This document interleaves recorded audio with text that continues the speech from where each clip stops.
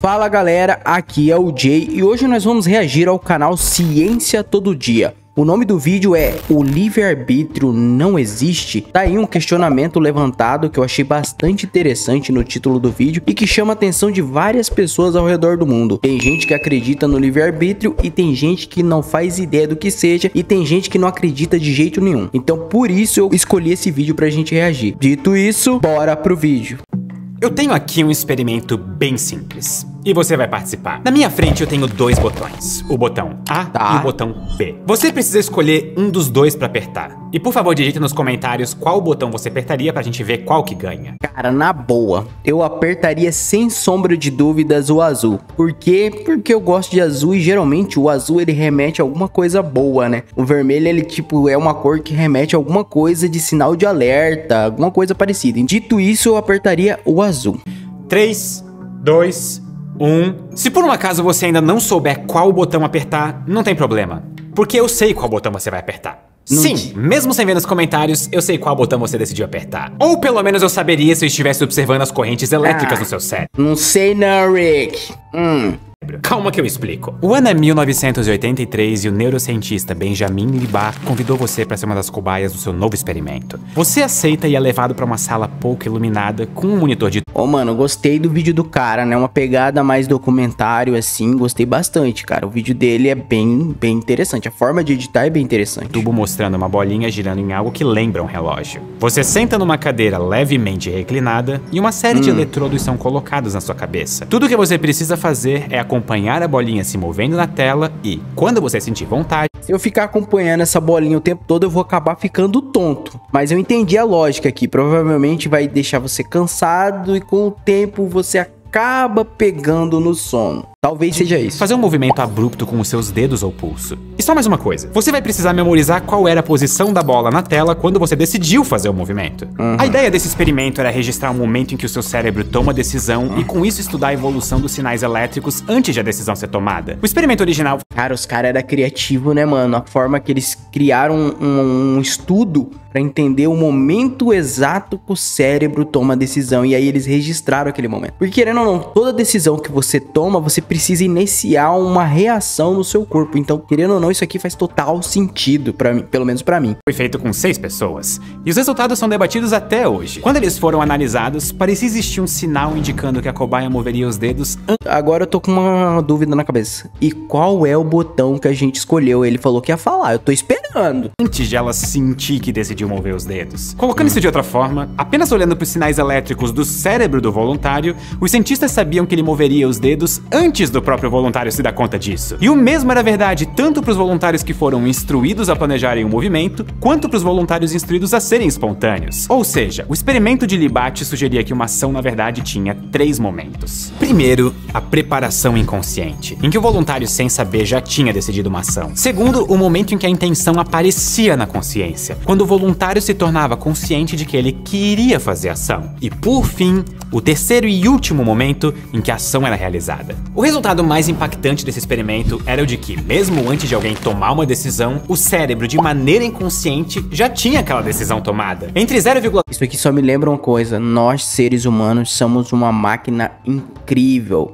Bom, eu não sei se vocês acreditam em Deus, mas eu acredito e, cara, se Deus criou... Não tem como não ter sido Deus que criou isso aqui, cara, porque é perfeito. Vocês estão ligados no nível de perfeição? Olha isso. A gente é uma máquina perfeita, só que a gente é feita de carne e osso. 2 e 0,5 segundos antes, para ser preciso. O experimento de Libet e variações deles foram replicados inúmeras vezes desde então, com alguns até chegando a ampliar a diferença de tempo entre a preparação inconsciente e o momento em que nos damos conta em até 10 segundos. Ou seja, os cientistas sabiam qual decisão o voluntário tomaria 10 segundos antes do próprio voluntário. Para alguns cientistas e filósofos, como o psicólogo Daniel Wegner, o experimento de Libet mostra que o livre-arbítrio não existe. E essa é uma afirmação extremamente pesada. O que isso...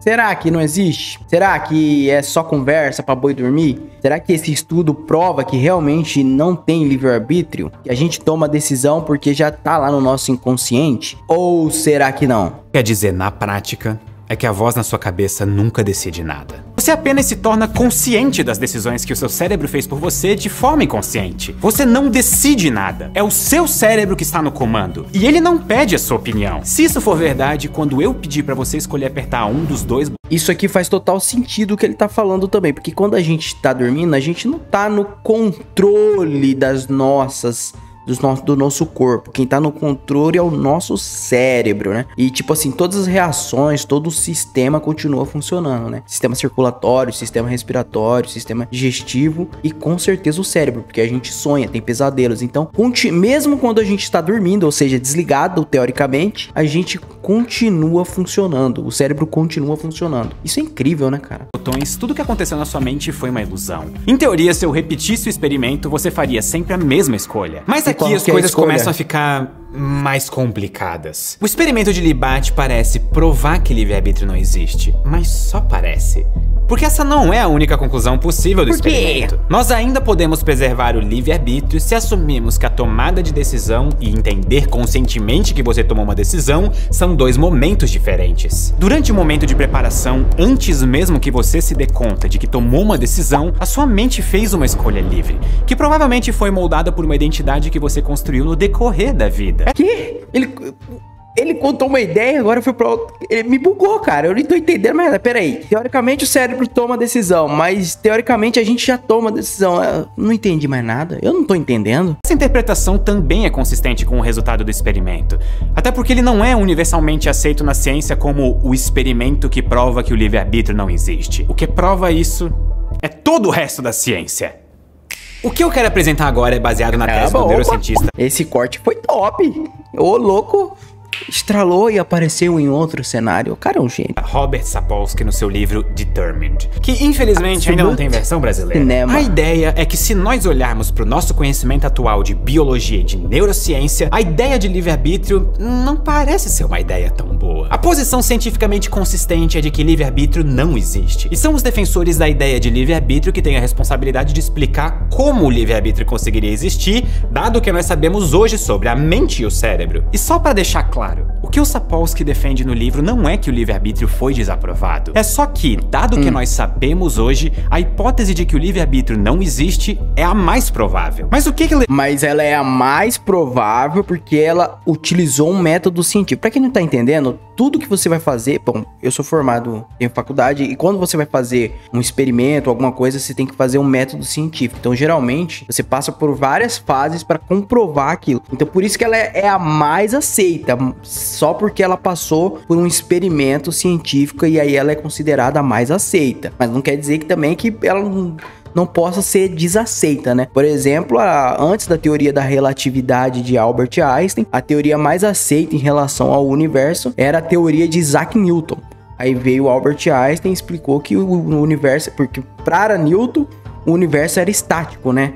Ele era uma coisa que não tinha maleabilidade. Já para Einstein, ele tem um pouco mais de maleabilidade, ou seja, é uma malha maleável, ou seja... Um dos maiores neurocientistas da nossa geração a não acreditar no livre-arbítrio. Mas podemos responder isso voltando ao começo do vídeo e descrevendo em detalhes neurológicos por que você escolheu o botão A ou o botão B. Você foi apresentado a uma possível escolha através de uma série de estímulos auditivos e visuais. Os vídeos desse cara faz você refletir várias coisas. Esse é um vídeo que eu não assisti ainda, mas eu já tinha assistido vários outros vídeos do canal dele e eu recomendo que vocês assistam, porque faz você refletir sobre várias coisas do seu dia a dia, do seu cotidiano, da sua vida, e às vezes você para pra pensar e fala, nossa, como eu sou tão pequeno perante ao universo. Informações foram processadas pelos seus órgãos sensoriais e transformadas em sinais elétricos transmitidos para o seu cérebro. E esses sinais elétricos novos alteraram o estado do seu cérebro, ou quais neurônios estão ou não sendo disparados. O estímulo gerado pelo vídeo muda o estado da sua mente, gerando um efeito em cascata de neurônios acionando outros neurônios, até que um conjunto de sinais gera ação. Eu vou comentar que eu decidi apertar o botão B e me inscrever no canal. Essa decisão final foi o resultado do estímulo do vídeo. Mas eu não escolhi o botão vermelho, eu escolhi o azul, mas por afinidade à cor, que azul pra mim reflete a coisa boa. Mas, teoricamente, as pessoas geralmente também escolheriam o botão vermelho, aí eu não sei por que também, né? Mas eu escolhi o azul. Mais o estado prévio do seu cérebro. Então, se o livre-arbítrio existe, em algum ponto desse processo você deve ter feito uma escolha livre. Mas a física física e a biologia determinam precisamente como o vídeo vai ser transformado em sinais elétricos e como esses sinais elétricos vão afetar o seu cérebro. E todo esse processo é, pelo menos em teoria, perfeitamente determinístico. Mas o que significa ser perfeitamente determinístico? Imagine que toda a história do universo fosse que nem uma... Teoricamente, tudo pode ser determinado por alguma coisa, entendeu? Algum estudo, alguma coisa pode determinar. Mas não sei se isso é de fato verdade, entendeu?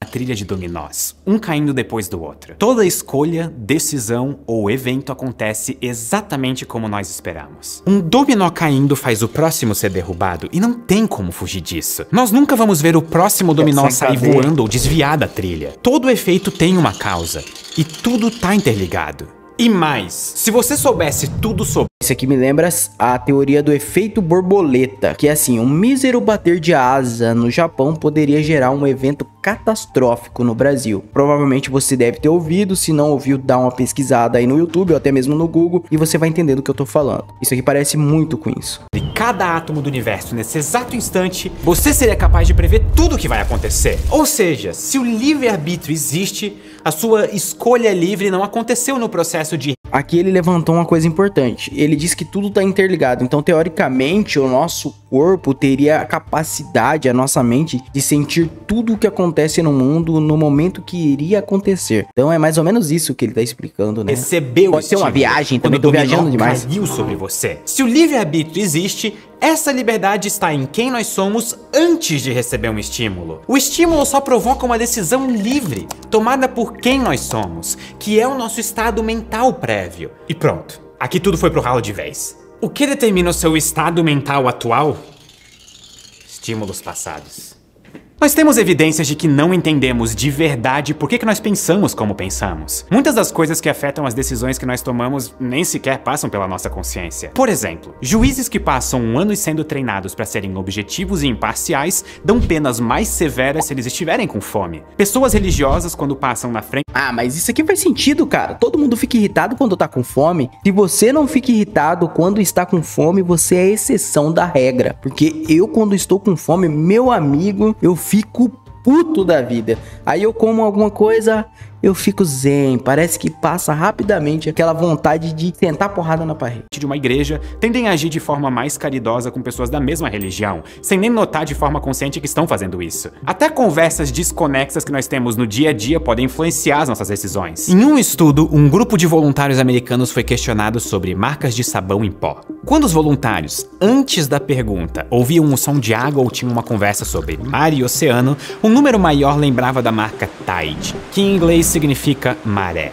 E mais, eles simplesmente não conseguiam conectar a conversa sobre o oceano ao resultado deles terem pensado na marca que tem um nome. Tipo assim, eu tomei a decisão porque eu quis, mas eles foram influenciados por coisas do ambiente a tomar aquela exata decisão. Mostraram pra eles copo d'água, coisas que remetiam ao oceano ou imagens do oceano. E no final das contas, eles acabaram escolhendo justamente a marca que tinha o nome maré, em inglês, né? Então, tipo assim, eu tomei a decisão, ninguém me influenciou. Mentira, vocês foram influenciado pelo ambiente ali, pelas coisas que estavam ali para tomar aquela decisão, o que é um tanto quanto esquisito também. Conectado ao oceano.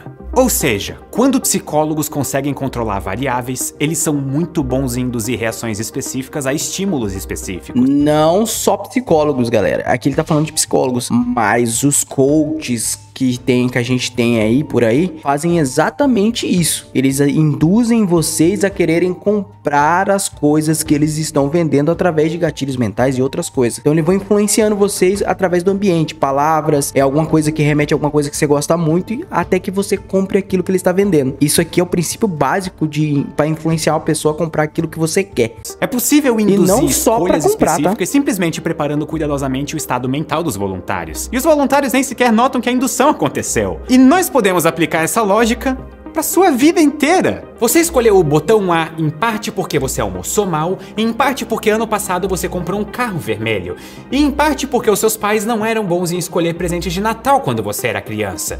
E em parte por todo o resto da história da sua vida. O seu estado mental antes da... Caralho, a vida dessa pessoa foi uma vida fodida. O carro era vermelho, no Natal ele não ganhou presente, tudo isso influenciou na decisão do botão vermelho lá na frente. O cara teve uma vida de merda. Escolha parece perfeitamente determinado pelos estímulos prévios que você teve no decorrer de toda a vida. Estímulos dos quais você não tinha nenhum controle direto. Então, como o livre-arbítrio pode ser livre se ele depende de variáveis que estão fora do nosso controle? Inclusive, só deixa eu fazer uma rápida pausa nessa discussão muito pesada só pra dizer que essas camisetas que eu uso nos vídeos são da minha loja, a Los, e a gente faz todas elas com temáticas científicas, tentando sempre fazer umas camisetas muito da horas que realmente vistam o cérebro de quem usa. Marqueteiro profissional. E eu só queria lembrar vocês que se vocês quiserem comprar essas camisetas, vocês têm desconto por assistirem o Ciência Todo Dia. E eu ficaria muito agradecido se vocês pudessem pelo menos passar no nosso site pra olhar as camisetas que a gente tem. É só vocês usarem o cupom Ciência Todo Dia, tudo junto, que vocês têm 15% de desconto na próxima compra de vocês. E agora sim, vamos voltar a ter crise existencial, porque esse vídeo vai muito fundo. Olha, e aqui vai um exemplo assustador. Uma das ferramentas mais bem-sucedidas em estudar merecia receber um dinheirinho. Comportamentos antissociais como violência é a nota ACE, a sigla em inglês para experiências adversas na infância. A nota ACE vai de 0 a 10, com um ponto adicionado para cada uma de 10 possíveis adversidades consideradas pela tabela de risco. E para cada um ponto que você tiver na sua nota ACE, as chances de você desenvolver comportamentos antissociais aumentam em 35%. Ou seja, se dois gêmeos idênticos foram separados no nascimento e um deles crescer em um lar com nota ACE 0 e o outro enfrentar todas as dificuldades possíveis com nota ACE 10, ou seja, o outro passar por uma vida fodida, o resultado vai ser ruim, entendeu? O segundo gêmeo tem 20 vezes mais chances de desenvolver comportamentos antissociais. E isso é o resultado das condições enfrentadas durante a infância. E são coisas que uma criança não tem controle. Bom, o que ele disse aqui é que o ambiente influencia em todas as decisões. Isso aqui é fato. Se você vive em um lugar onde não existe segurança, não existe educação de qualidade, não existe saúde de qualidade, é bem provável que você se torne uma pessoa antissocial e até mesmo vá para o mundo da criminalidade. Isso aqui é fato. Mas não só isso também, né? Tem gente que já nasce disposto a fazer maldade. De jeito nenhum. Tanto o nosso estado mental quanto a nossa identidade parecem extremamente influenciadas por fatores que não controlamos, e na maior parte das vezes nós nem percebemos. E isso vai mais pra trás ainda. Talvez não de maneira tão importante quanto os estímulos pessoais da sua vida, mas o seu estado mental é, pelo menos em parte, determinado pelo seu DNA, que por sua vez é determinado pela história evolutiva da sua árvore familiar desde o surgimento da vida na Terra. O seu DNA é parte do que te molda, e ele foi selecionado por bilhões de anos de evolução para incentivar alguns comportamentos e reprimir outros, porque no fim, o objetivo da vida é continuar viva. Basicamente, toda a ciência que nós conhecemos parece determinística e explica efeitos que seguem causas com regras determinadas. Então, por que nós pensamos que a nossa mente é diferente? Talvez toda escolha que você pense que fez já estava perfeitamente determinada na sua cabeça por influências que você teve ao longo da vida. Eu não acredito muito nisso, mas sei lá, faz sentido, né? Tem gente que acredita. Nada pelo conjunto de eventos do seu passado e do passado da vida na Terra. Se o livre-arbítrio não existe nos estímulos presentes, então como que ele pode surgir do acúmulo de estímulos passados? E pelo menos na visão do Sapolsky, essa é a pergunta que alguém que quer provar que livre-arbítrio existe precisa responder satisfatoriamente. Onde exatamente que a nossa mente quebra a cadeia de causa e efeito? Qual o fenômeno natural que nos dá liberdade? Existem 3 respostas populares baseadas em ciência sobre a origem do livre-arbítrio. Eu vou começar pela pior e pra melhor. A primeira é o livre-arbítrio quântico. Ela é a ideia de que algum efeito desconhecido permite que o nosso cérebro quebre a cadeia de causa e efeito usando probabilidades que tem como origem a mecânica quântica.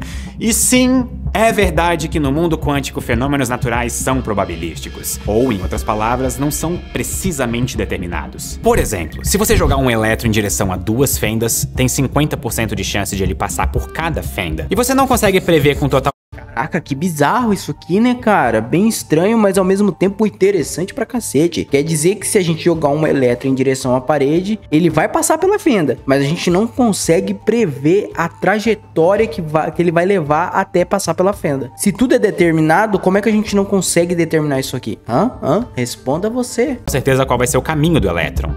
Mas usar isso pra defender o livre-arbítrio é uma ideia bem ruim. Primeiro, a mecânica quântica costuma só funcionar nas menores escalas da natureza, e é muito improvável que efeitos quânticos sejam significativos no funcionamento do nosso cérebro. E apesar de a mecânica quântica ter elementos probabilísticos, isso não quer dizer que o mundo quântico não tenha regras rígidas e bem estabelecidas. Tanto que pode ou não pode, quanto as probabilidades de acontecer são perfeitamente determinadas pelas leis da física. Se o seu cérebro for quântico, isso não faz ele ter livre-arbítrio, só gera um determinismo condicional. Voltando para os exemplos dos botões do começo do vídeo, vamos supor... Cara, o vídeo desse cara dá um trabalhão pra fazer, galera, vocês não tem noção, esse cara tem que pesquisar muito pra fazer esse vídeo aqui, então, às vezes ele demora a postar os vídeos dele, mas só que quando posta, é aquele vídeo de qualidade, porque dá trabalho, cara, o cara tem que fazer uma pesquisa da porra pra fazer esse tipo de vídeo. Você viu o tanto que ele teve que pesquisar os estudos, as teorias, os filósofos, os estudiosos do caso pra explicar isso aqui, top demais, entendeu? Então tem que valorizar esse tipo de conteúdo, pelo amor de Deus, olha o conteúdo do cara. Que existia 30% de chance de você escolher o botão A e 70% de chance de você escolher o botão B. E isso, novamente, baseado no comportamento quântico do seu cérebro. Qual botão você escolheu foi determinado por um colapso aleatório das probabilidades quânticas, que é um evento perfeitamente aleatório sobre o qual você não tem controle nenhum. Sim, a sua escolha pode não estar perfeitamente determinada, mas ainda assim você não estava no volante da sua mente fazendo essa escolha. Então, além de você não ter escolha, a sua identidade é o resultado de acontecimentos quânticos aleatórios ao invés de ser o resultado da sua história particular. Nesse caso, a sua identidade seria tão aleatória quanto uma mega sena com trilhões de números. E isso explica muitas pessoas que eu conheço. E é para evitar essa identidade aleatória que alguns defensores do livre-arbítrio quântico apelam para a ideia de que talvez animais tenham algum mecanismo para manipular a probabilidade quântica. Como? Honestamente, isso é um pensamento mágico. É desprovido de qualquer base científica. Ah, eu agora sou quântico. O que nos leva a uma segunda tentativa de resgatar o livre-arbítrio.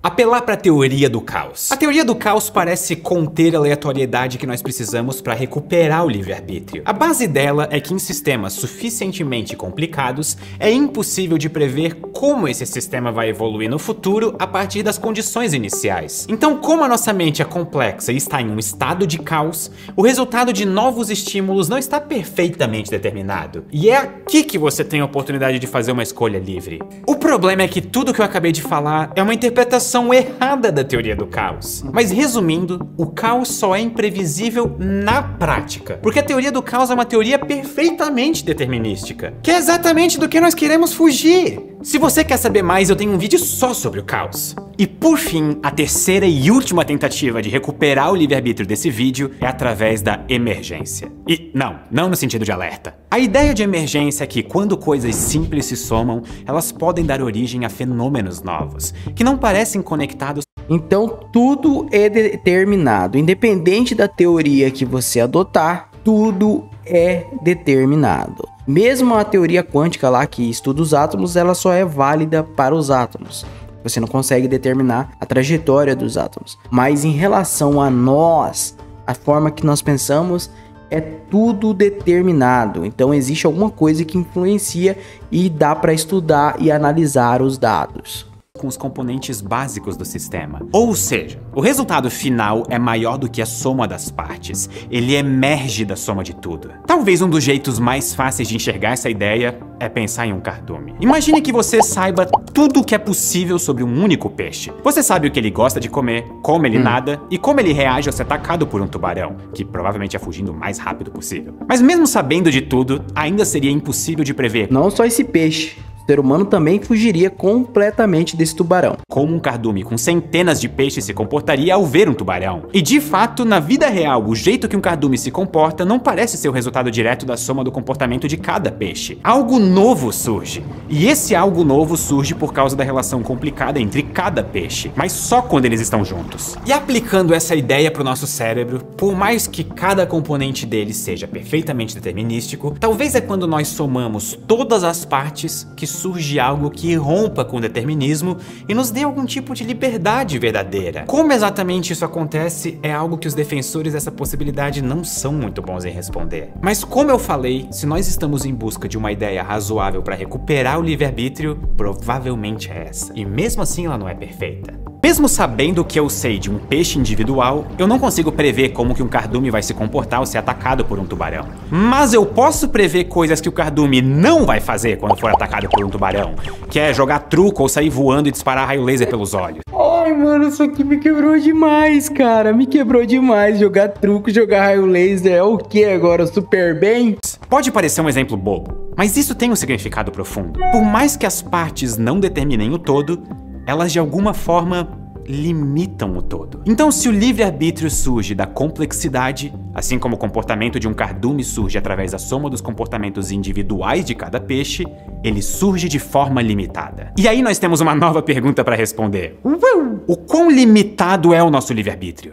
A verdade é que não existe nenhum refúgio científico para uma ideia de um livre-arbítrio completo. Ao que parece, ou nós abrimos mão de um mundo determinístico, ou nós não temos livre-arbítrio. O problema é que ninguém quer pensar assim. Mesmo dentro de espaços de ciência e filosofia, a posição mais comum é acreditar que sim, a ciência é determinística, mas que de alguma forma o livre-arbítrio existe mesmo em um mundo determinístico. Essa posição é conhecida como compatibilismo, e em resumo ela defende que a ciência determinística é, de alguma forma, teoricamente, nós não temos livre-arbítrio porque tudo é determinado, mas dentro desse determinismo existe a compatibilidade, onde você vai se ligar a algumas ideias. Ah, eu sou mais ligado ao capitalismo, ou eu sou mais ligado ao libertarianismo. Libertarianismo, nem sei se é isso, mas é isso. Pra mim, na minha cabeça, deve ser isso.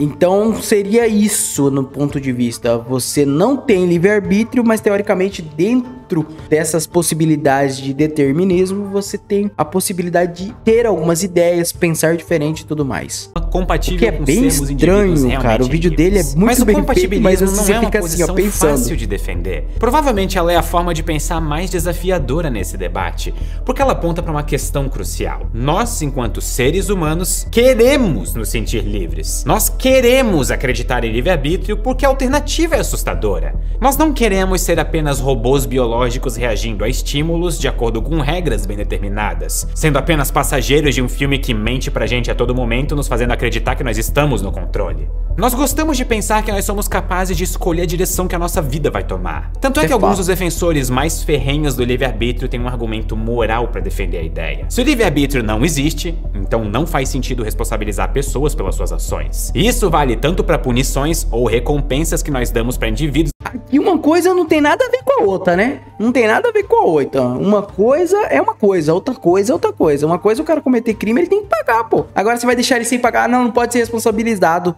porque o livre-arbítrio não existe, ele não estava na frente das tomadas de decisões. Uma coisa é, o livre-arbítrio não existe porque a gente vive dentro do determinismo. Teoricamente é isso que ele tá falando aqui. Mas a pessoa pode ter afinidade por ideias, que é o compatibilismo que ele falou aqui, eu não entendi muito bem. Então, se o cara comete um crime, ele tem que pagar pelo crime que ele fez, uai. Na nossa sociedade. O que determina se alguém é rico, pobre, criminoso ou bondoso é puramente sorte. Um assassino em série nunca pôde escolher não cometer assassinatos. Então, seguindo a lógica, não faria sentido prender ele. Ou seja, a ideia de livre-arbítrio ser ilusório é tão assustadora que algumas pessoas apelam para argumentos morais, tentando levantar medo contra as consequências de pensar que livre-arbítrio não existe, atacando não a ideia e sim as implicações dela. Mas essas tentativas de defender o livre-arbítrio com moral não são bons argumentos. Se você pegar uma doença infecciosa grave, você ainda vai ser isolado no hospital em nome do bem-estar dos outros pacientes. Sim, é o coletivismo, né, cara? É o coletivismo.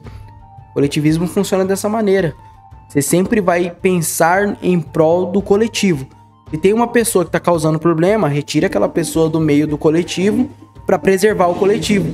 Essa aí é uma das coisas mais comuns aí que acontece. O coletivismo tá... Aqui no Brasil é um exemplo claro, entendeu? Que tem muita coisa que envolve o coletivismo aqui no Brasil. Você pega e utiliza um... Tá dando problema com um, separa esse um e vamos pensar no todo. Livre-arbítrio não exista, ainda faz sentido prender um assassino em série para evitar mais assassinatos, mesmo que o assassino não tenha escolha sobre as suas ações. A defesa moral do livre-arbítrio aponta para uma coisa crucial. Nós temos medo de não sermos livres. Faz sentido, faz muito sentido isso aqui. A gente tem medo de sermos livres. Porque se a gente for livre, dependendo da decisão que nós tomarmos, pode gerar alguma consequência. Pode ser grave ou boa. Então eu acho que por isso que ele falou que a gente tem medo. E faz sentido. Livre-arbítrio não existe. O nosso orgulho pelas nossas conquistas é injustificado. E a raiva que nós temos daqueles que nos machucam também é uma ilusão. Por outro lado, é muito difícil de pensar dessa forma. A nossa sociedade e biologia nos condicionam a classificar pessoas e julgar as ações, nossas e dos outros. E ao que tudo indica, nós não conseguimos fugir desses comportamentos. Existe um medo de que a ausência do livre-arbítrio abra o precedente para uma sociedade sem qualquer tipo de moral ou responsabilidade. Nosso sistema jurídico é baseado... Mas antes de a gente ter o que a gente tem hoje como sociedade, que tem um Estado que controla tudo, que rege as relações humanas e tudo mais, as pessoas não tinham nada disso. E aí o que reinava era o caos.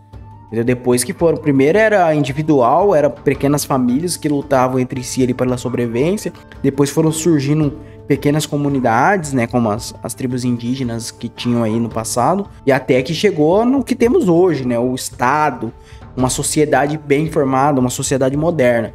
Mas é isso, né, o pessoal aí, tudo pode ser influenciável, né, vamos dizer assim. Tudo pode acontecer. A ideia de que pessoas são responsáveis pelas suas ações. Mas se livre-arbítrio não existe, punir por qualquer razão é errado. Porque no fim, ninguém é tão responsável assim pelas suas ações. Questionar o livre-arbítrio gera uma série de debates bem complicados sobre moral, individualidade, dever social, crime e castigo. Mas é um problema grave que gera, porque quando você questiona o livre-arbítrio, você questiona algo que é moral e imoral, e o crime, se o crime existe ou não existe, se a punição deve ou não ser aplicada, e se a conduta social daquele indivíduo condiz com a ética e com a moral do convívio em sociedade. Então, tudo isso, quando você questiona o livre-arbítrio, você leva tudo para esse lado desses questionamentos que eu falei para vocês aqui, entendeu? Então, faz as pessoas refletirem sobre tudo isso. Então, é uma coisa bem complexa isso aqui, na verdade. Eu espero que esse vídeo tenha guiado a nossa discussão um pouco mais. Mas e você? Qual é a sua opinião sobre o livre-arbítrio? Escreve aqui nos comentários. Eu acho que existe, mas eu posso estar errado também, então, mas a minha opinião é que existe. Bom, pessoal, esse aqui foi o vídeo de hoje. Se você gostou desse vídeo, deixa o like, se inscreve no canal, compartilha com seus amigos. O vídeo que eu reagi foi o vídeo do canal Ciência Todo Dia, tá? Eu vou deixar o link do vídeo completo aqui na descrição. Dito isso, até o próximo vídeo.